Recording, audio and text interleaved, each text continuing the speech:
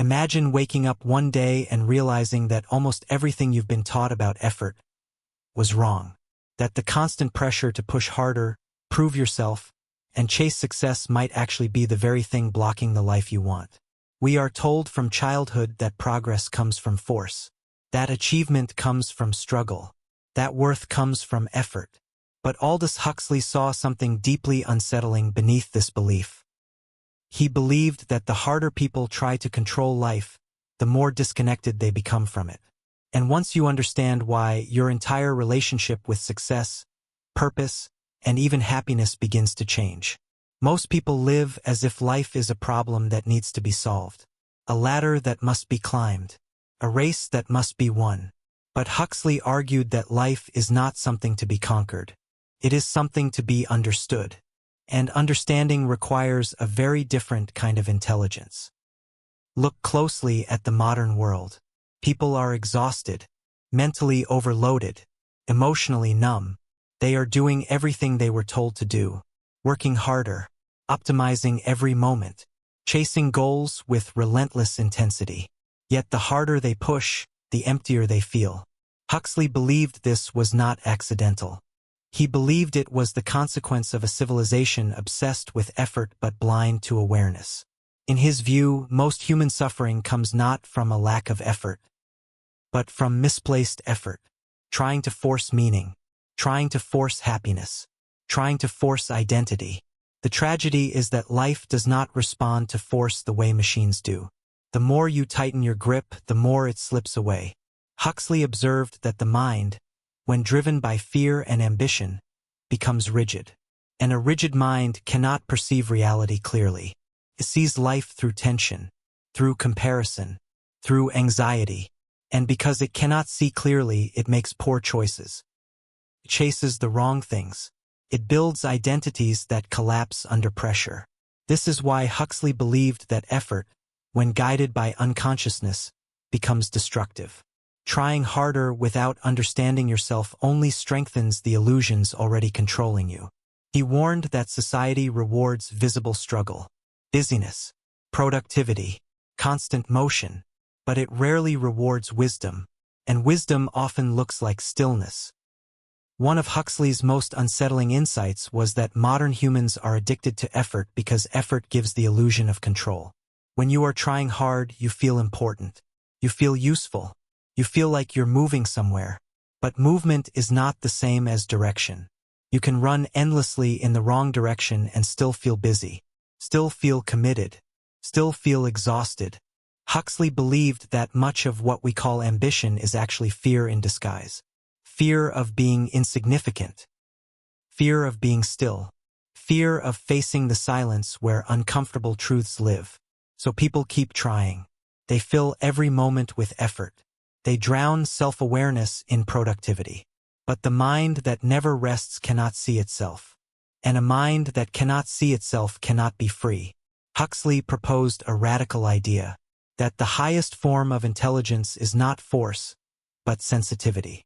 Not effort, but awareness. He believed that when you stop trying so hard to become someone, you begin to discover who you already are. This does not mean passivity. It means alignment. Imagine rowing a boat upstream with all your strength. Muscles burning, progress slow. Now imagine turning the boat and moving with the current. Effort still exists, but it is no longer violent. Life, according to Huxley, works the same way. When your actions are aligned with awareness, effort feels light. When they are driven by fear, effort feels heavy. The modern mind does not understand this distinction. It only knows pressure. Huxley saw that people mistake tension for seriousness, struggle for value, pain for progress. But growth does not require self-punishment. It requires clarity. And clarity only emerges when the mind stops forcing outcomes and begins observing reality. This is why Huxley emphasized the importance of perception. He believed that humans live inside a narrow tunnel of awareness, filtering reality to fit expectations, desires, and fears. When you are constantly trying, your perception narrows even more. You only see what supports your effort. You ignore what contradicts it. Opportunities pass unnoticed. Insights are dismissed. Truth feels threatening. The person who tries too hard is blind in motion. But the person who sees clearly can act with precision, with timing, with restraint. Huxley believed that mastery in life is not about intensity.